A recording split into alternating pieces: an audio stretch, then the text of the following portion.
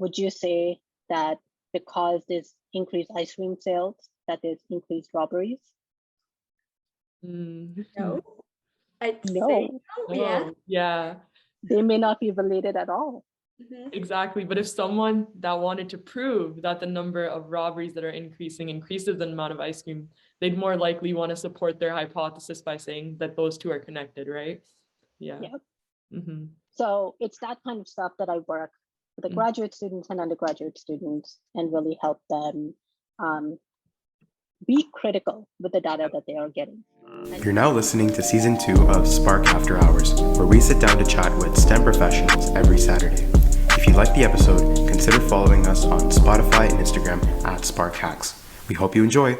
Everyone, welcome to the 7th episode of Spark After Hours Season 2. My name is Muskan. And my name is Shreya, and we'll be your host for today.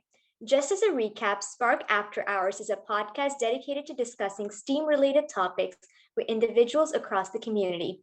Throughout October and November, our team will be bringing you an episode each Saturday. For those that haven't been following us for a while, Spark is a youth-led nonprofit organization founded in 2018 to engage students in the world of science, technology, engineering, arts, and mathematics. Over the pandemic, we have hosted a 36-hour online hackathon called Spark from Home and a virtual case competition this summer called Chase the Case. To start us off, we'd like to cordially introduce Roopali Chaudhary, the CEO of an organization called Lotus STEMM, which provides a networking and leadership platform for South Asian women in science, technology, engineering, math, and medicine, STEM. She is also a cell biology specialist, research associate at McMaster University, and content editor for Sci-Illustrate. Wow, to say the least. Welcome, Roopali. We're so glad to have you here on the podcast. Thank you both. I mean, we gave a pretty brief description of what you do with all those titles, but for starters, please feel free to tell us more about yourself. Certainly. So as you introduced, I am a cell biologist by training. So my PhD is in cell biology. I have experience working with 3 different model organisms. So I did my undergrad in genetics, and then I switched over to doing cell biology. Sorry, my undergrad and my master's was in genetics. I switched over to do cell biology in my PhD. And then I did a 3-year postdoctoral fellowship, which is essentially, postdoctoral means after your doctorate, and it's training to become a professor. So I did my research there, but focused on understanding immune memory or early immune memory in food allergies. Following which I started Lotus STEMM because I saw that there was a niche, and also because I myself was looking for mentors that looked like me, talked like me, understood the culture that I was coming from, that I didn't see as much when I was going through all of my postgraduate career.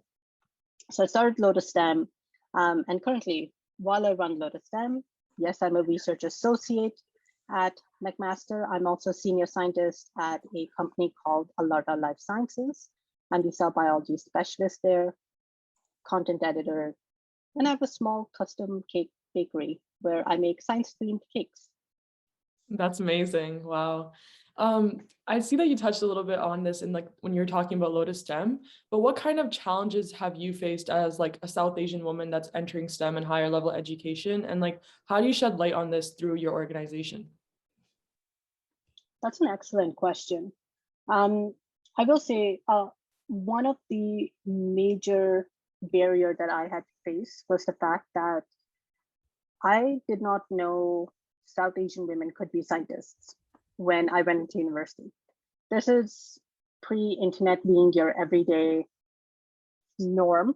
It wasn't something that I'd learned in school. I did not know the name of a single South Asian woman scientist, let alone knowing women scientists or knowing that scientists are still alive and do research.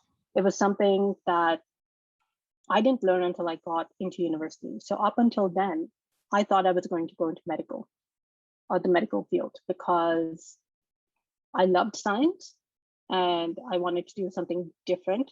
My dad is an engineer, my brother's an engineer.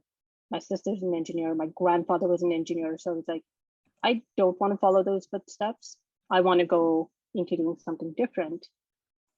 But in the process of doing that something different, I lost that mentorship that I could have gotten from family. I was really seeking mentorship outside, and I was kind of the first in my whole family network, as well as family friends network, who was going into postgraduate studies that was doing primary research in science, and there was no one there to guide me. Yeah. So when culture comes in, you know, as a child, we all learn, maybe not all, but many of us learn that, you know, make sure that you know how to cook and make sure you know how to clean, and otherwise what will your mother-in-law say? And yeah, a lot of that is what I grew up with as well. And no one really paused to be like, okay, how do you pursue a career that you're interested in, as opposed to how do you pursue a career that we tell you should pursue because this is what we know and what's stable. So there was a lot of trying to go against the grain, and being the first in making those changes and carving a path that now through Lotus STEM, but also in my personal network, that we try and just provide that guidance to those that are younger than us and are joining in on that journey that is in STEM itself. I know before the recording, we were talking about how many different types of STEM careers there are, and the jargon that's involved in it. And that's what Lotus STEM does, is we have a network of women who are in it, who are willing to help youth understand what does it mean to be in whatever career or whatever title that they do have. So that's what Lotus STEM provides. Wow. All right. Okay. So we actually talked about this a bit before, but what are some tips you can give to like eager high school and university students who are wanting to get into like higher level research pathways? Like, how do you know if research is right for you as opposed to, you know, just general graduate school and employment? Yeah, I think this also ties into the whole like stigma and like just the fact that biology is just so broad in general, or like any industry for that matter. So if you could speak to that. Sure. If you're in high school going into post-secondary, one of the big questions that I would ask you to ask yourself is, do you like puzzles? And how frustrated do you get when you are solving puzzles?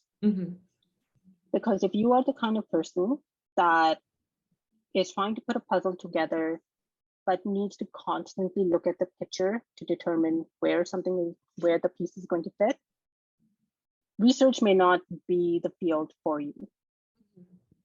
But if you're the kind of person that just enjoys sitting down and putting and figuring out if a piece fits, and you really like that problem solving aspect, research may be a field for you. So it's really like understanding, what do you like? That's like question number one. The second thing that I would say is, when you get into post-secondary, get a feel of what it means to be in wet lab versus dry lab. So wet lab, in biology at least, is when you are actually working with pipettes and you're at the lab bench and you're doing different, you're moving solutions around or working with cells. Dry lab it's pretty safe, like you're really just looking under a microscope or you're doing data analysis at a computer. You like the computer aspect, maybe that's the field that you need to be in rather than like wet lab. So it's get a sense of what you actually like. How willing are you to put in long hours? It's okay if you're not. You don't have to in research, but more than likely you will. Yeah. This is true for any field. Yeah. But in wet lab research, biology especially, you'll have some very long hours. So getting comfortable with that too. So really assess, like, why do you want to do it? don't just, so a lot of students when they think in high school that research means I'll go into a lab and they'll tell me step by step what I need to do next and I will do it. And then that is me doing research. Mhm. No, that's you learning how to do the techniques. Yeah. But how to do research and how to really critically think doesn't come until grad school, Yeah. or unless you do a thesis project in school. So it's a lot of exploring. Like university or post-secondary is where you should be exploring the different types of courses. If you have room in your program that are electives, take different types of electives. Force yourself to look at something in a different viewpoint and get creative. If you try to only be very serious about it, you're going to lose interest a lot faster. And if you don't have the conviction, don't do it. Yeah, for sure. Wow, that was some really great insight, especially on like the wet lab, dry lab. I mean, as a high school student, I've never heard that terminology before. And like, it's foreign, but I think like knowing about that type of stuff is really helpful when you're like trying to hone in and choose a career path. And even though you might change your career path like thousands of different times when you're in university or in high school, at least like knowing about these different areas and maybe that's for me, that's not for me. I think that's really important. And I love the insight you provided there. Shreya, go ahead. All right, yeah. So as you mentioned, you have like a bunch of degrees in like Bachelor of Science in Molecular Genetics, Molecular Biology, Master's in Genetics, a PhD in Cellular and Molecular Biology. Could you like talk a bit about these differences? Because as a high school student, like Muskan mentioned, everything just sounds the same. So yeah. Sure. Ooh, loaded question, but I love it. Okay, so when we say genetics, a lot of times in high school you think Punnett squares. Yes. You're going to draw Punnett squares, and you're going to know what percentage of such and such genotype is going to come. That's a very, very small aspect of actually studying genetics. Really, molecular genetics, what it is if I change one gene, what is the consequence of that? So there can be mutations that would be involved. So you would purposefully mutate a gene so that now it does not produce RNA or it does not produce protein. So now it's not functional. So now we can study what is the consequence of that. Okay. But the way we do it is not by adding chemicals necessarily. We use genetics for it. So I did genetics using fruit flies as the model organism. Oh, yes. You can very easily like purchase, this is going to sound really funny, but you can purchase fruit flies off like this database that's kind of like the Walmart of fruit flies with all types of mutations in it.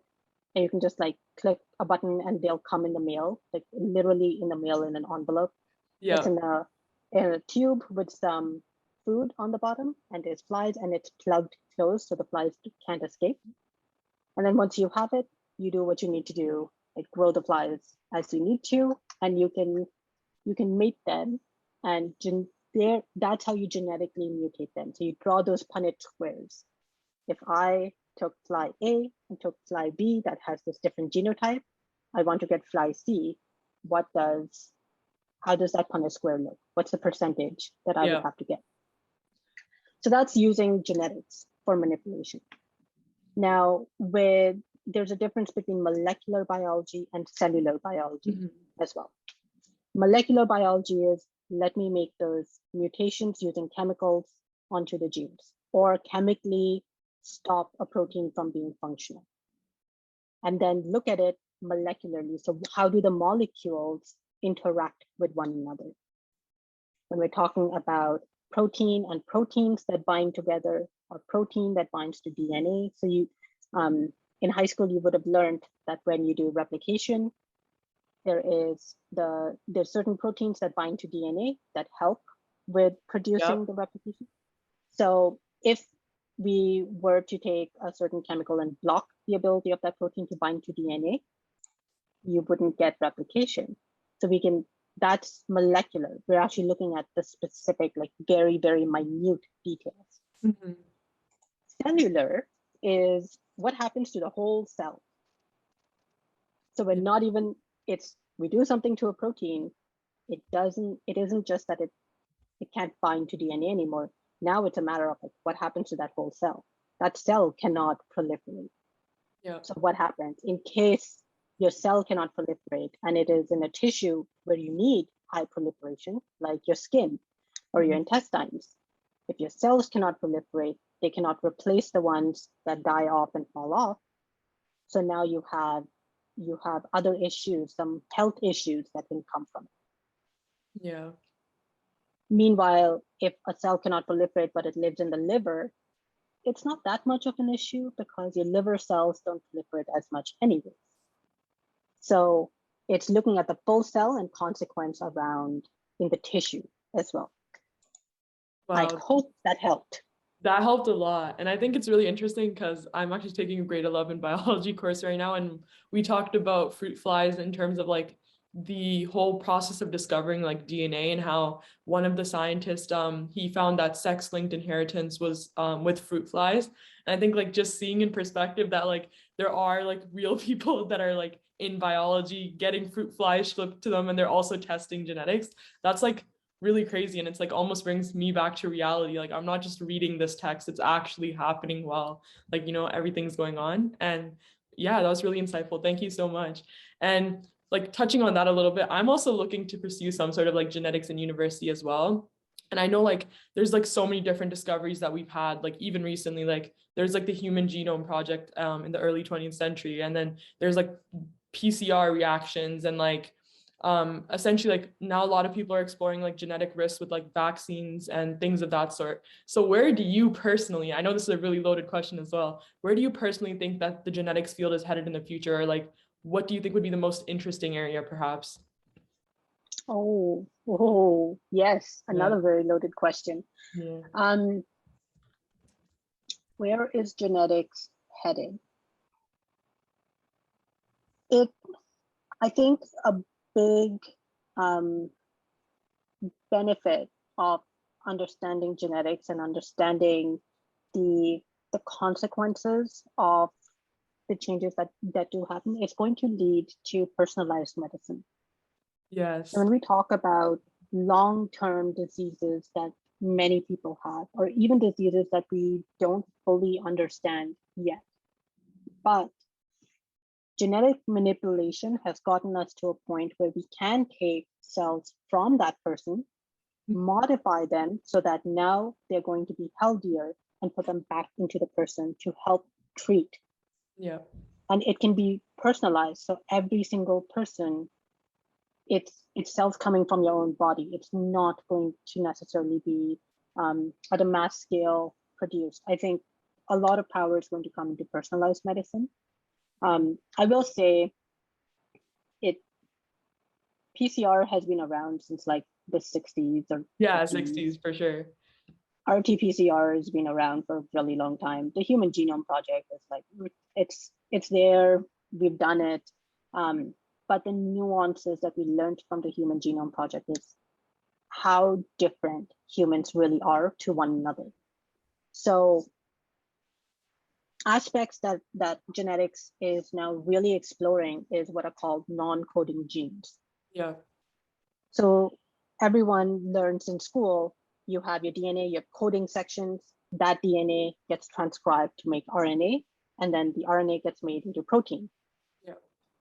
But there is about a majority of the human genome is what's considered non-coding. So they don't make RNA, mRNA specifically, and they don't make protein, but they can regulate the expression of a lot of other genes. So the study in the non-coding sections of the human genome and the differences that are present in these non-coding sections is where epigenetics comes from. So epigenetics means we have similar DNA, but the expression is different from one tissue to another. So all your DNA is the exact same between your eye and your liver and your kidney, but they all function differently because there's control over which genes get expressed. And epigenetics is something that we've really only understood the tip of the iceberg on it. Yeah. Because just now we're starting to get more and more into understanding the generational effects of epigenetics. Yeah. So trauma that parents, specifically mothers, have faced, and how is that passing down to 2, if not 3 generations? Trauma that a father has faced, how does that pass down to 2 generations? And what is the effects of that? So genetics is, we're going into a phase where we're trying to be able to predict could happen, but at the same time, also really understanding how can we use the power of genetics to help with personalized medicine. Yep. All Wow. right. It's crazy. Like, I'm like such a young person, not even like thinking about university just yet, but like just listening to you opens my mind. Like, it's crazy. But we're going to stray away a little bit from molecular biology and all this jargon and talk about your day in your life. What does it feel like to be a researcher in this field? Just, like, talk us through like your daily routine and stuff. Oh, so my daily routine can change depending on which hat I'm wearing that day. Yeah. So some days my hat is as a senior scientist with the company. Other days my hat is as a research associate. So I'll go through what a day in a lab would look like. It highly depends on the type of experiment that we would be doing. So with the company, I'm not allowed to disclose what we work on, but we do work with animals and we do work on long-term therapeutics is what I can say. So when I am in the lab, the days that I'm in the lab are very, very long days. Yeah. So I'll go in at like 9 a.m. and usually I'm back maybe around 9, 10 p.m. But everyone takes turns to step in. So what we do is we actually process a tissue to isolate individual cells from that tissue or the organ itself. So we'll get an organ, we process it so we can get individual cells.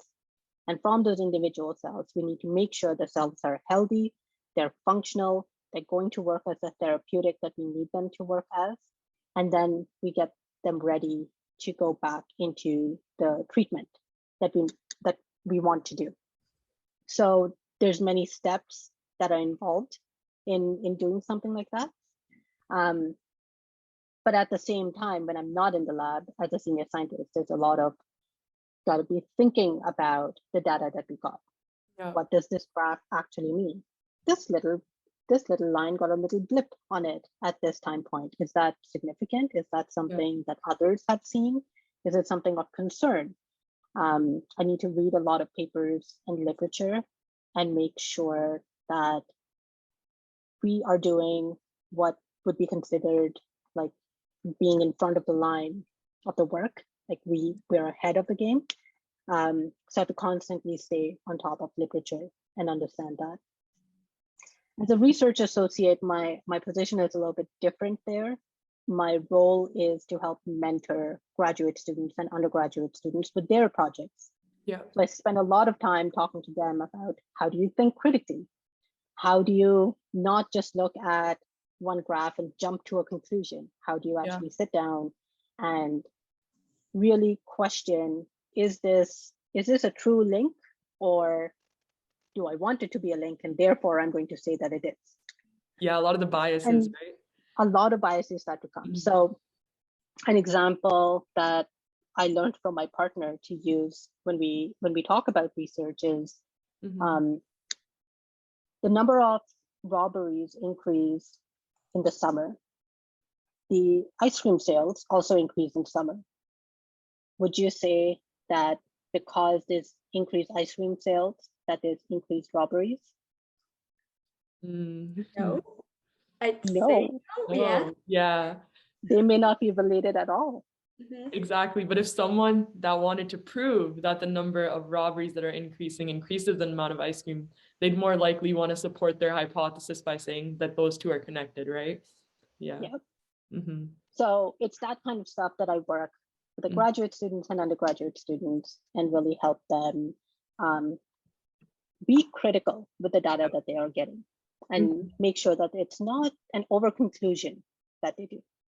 Yeah, for Then sure. if I have to put my entrepreneurial hat on, then I'm doing everything that an entrepreneur does, which can be everything from HR, accounting, social media, networking, anything that I'm sure other entrepreneurs have already gone over. All right, awesome. I mean, I think just from like the conversation alone, like I'm so interested in like going into a lab now and like doing some work, even like stuff like that. But like, I feel like for a lot of like students, like I'm in high school right now, sometimes it's intimidating for me to like approach a teacher, right? So like when I go into university, I think there's like that intimidation factor of like, oh, how can I approach my professor? How can I approach a research associate and try to get involved in lab work? Do you have any tips on how we could possibly try to get into like these research projects in universities, or like, because I know often it can be competitive, often it can be scary. Any advice just pertaining to that? Yeah, that's a great question. If you are going into life sciences or general sciences, your classes are going to be massive. Yeah. You're going to be sitting beside, in one lecture hall, you may be sitting beside anywhere between 500 to 1,000 students. It's, oh yeah, it's big. So it depends on which school you do end up going to. I went to U of T St. George campus, so the downtown campus, and it was daunting to go into your first class and look around like, oh God, all of these people are in with you. The advice that I would say is don't be afraid of your professors or your TAs. They are humans just like you. Yeah. All professors and TAs usually have office hours. So outside of the lectures or tutorials, they will have a lot of time for you to come and ask them questions. Even if you don't have specific questions, go in and ask them something. Make sure that they know who you are. Yeah. Get into conversations with them.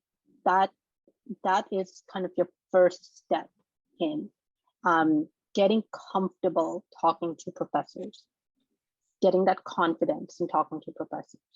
Start doing that. Spend your first semester, maybe even the first 2 semesters doing that before you start approaching professors to work in their lab.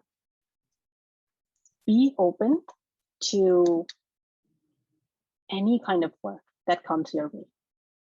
Be it volunteer basis. You know, my first position that I got, my first day in the lab was I was actually cooking fly food for almost 8 hours. And all it was there was cornmeal that I needed to put into a pan and heat it up so that all of it was well dissolved, and add some agar to it and put it out into test tubes or these tubes. That's what I did for 8 hours on my first day. And then the next day, I took all of those tubes and put cotton to plug them and put them, like organize them into racks. That was my second day. I did a lot of like dishwashing, but that's the reality of what your first step is going to be in the lab.